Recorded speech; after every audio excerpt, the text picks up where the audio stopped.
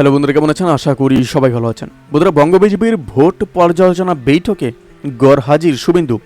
কারণ ঘিরে ধোঁয়াশা, এরকম একটা বড় আপডেট আমাদের সামনে আছে। আপনারা কিন্তু সাইডে কিন্তু রিডিং নিতে পারেন। বন্ধুরা, লোকসভা ভোটের পর কিন্তু শনিবার প্রথম বৈঠকে বসতে চলেছেন রাজ্যের বিজেপি নেতারা। ভোটের ফলাফল পর্যালোচনা, উপনির্বাচনের প্রার্থী বাছাইয়ের মতো গুরুত্বপূর্ণ আলোচনা হবে সেই বৈঠকে। অথচ এহেন কিন্তু গুরুত্বপূর্ণ বৈঠকে উপস্থিত থাকছেন না রাজ্যের বিরোধী দলনেতা শুভেন্দু অধিকারী। তিনি কোচবিহারে ঘর ছাড়া বিজেপি কর্মীদের সঙ্গে দেখা করতে গিয়েছেন বলে খবর, যদিও তার এই সফর দলের তরফে পূর্ব নির্ধারিত ছিল না। ভোটের ফল প্রকাশের পর দিলীপ ঘোষ, লকেট চট্টোপাধ্যায়দের মতো সিনিয়র নেতারা নাম না করে কাঠগড়ায় তুলেছেন শুভেন্দুকে। বঙ্গে বিজেপির বিপর্যয়ের পরে ঘরে বাইরে প্রবল আক্রমণে মুখে পড়েছেন শুভেন্দু।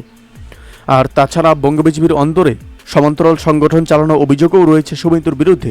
দিন কয়েক আগে কিছুটা অভিমানের সুরেই সমালোচকদের উদ্দেশ্যে শুভেন্দু বলেন, ভালো হলে নিজেদের ক্রেডিট দেন, খারাপ হলে আমার ঘাড়ে চাপান। আমি কখনোই দলের অভ্যন্তরের বিষয় বাইরে বলি না। আমার কাজ প্রচার করা, সাংগঠনিক ব্যাপারে আমি হস্তক্ষেপ করি না, ভবিষ্যতে করার ইচ্ছেও নেই। সেই মন্তব্যে আরও স্পষ্ট হয়ে যায় বঙ্গ বিজেপির শীর্ষ নেতৃত্বের অন্দরে দড়ি টানাটানি।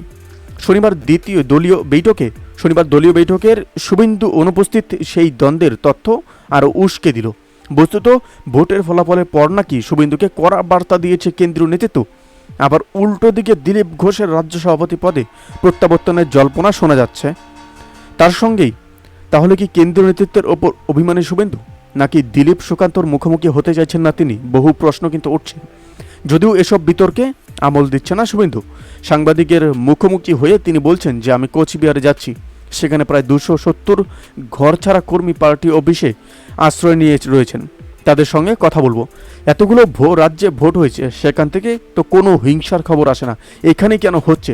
এই বিষয়েও আজ জেলা শাসকের সঙ্গে দেখা করার কথা আছে শুভেন্দুর। বন্ধুরা, এই আপডেট প্রসঙ্গে আপনাদের কি মতামত অবশ্যই আমাদের কমেন্ট করে জানাতে বলবেন না। ভালো থাকবেন, সুস্থ থাকবেন, ধন্যবাদ। দেখা হচ্ছে নতুন একটি ভিডিওতে। আপনি কোথা থেকে দেখছেন এই ভিডিওকে অবশ্যই আমাদের কমেন্ট করে জানাবেন।